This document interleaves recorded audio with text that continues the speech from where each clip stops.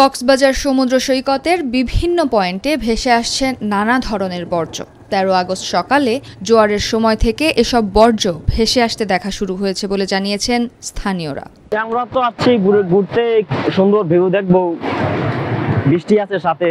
আমরা তো এখন দেখতেছি যে আপনার এই যে ময়লা আবর্জনা আছে, অনেক লার্কি আছে, এটি কোথা থেকে আছে, এগুলো তো পরিষ্কার করতে হবে, না হলে তো পর্যটকদের ব্যাঘাত হবে। আসছি আগ্রহ করে, আইসা দেখি যে মানে বিচের অবস্থা, সমুদ্র অবস্থা মানে একদমই ভালো না। এই কারণে আমরাও নামতেছি না, বাচ্চাদেরও দিতেছি না, কারণ কখন কি হয়ে যায় বলা যায় না।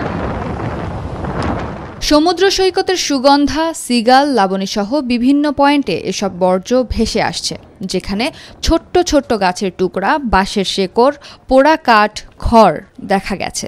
চারিদিকে শুধু ময়লার স্তূপ দেখা যেতেছে চারিদিকে।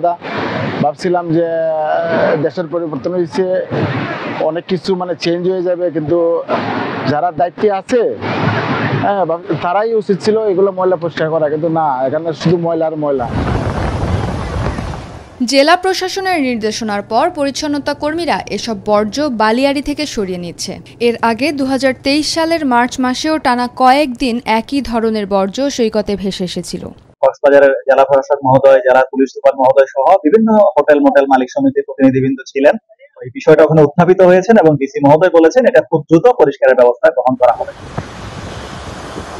বিশেষজ্ঞদের মতে সমুদ্রের নিম্নচাপ, বায়ু প্রবাহ, পানির ঘূর্ণায়ন, পানির গতিপ্রবাহ সহ সমুদ্রপৃষ্ঠের ওপর ভিত্তি করে সমুদ্র উপকূলের নির্দিষ্ট কিছু জায়গায় ভাসমান প্লাস্টিক সহ ও অন্যান্য বর্জ্য জমা হয়।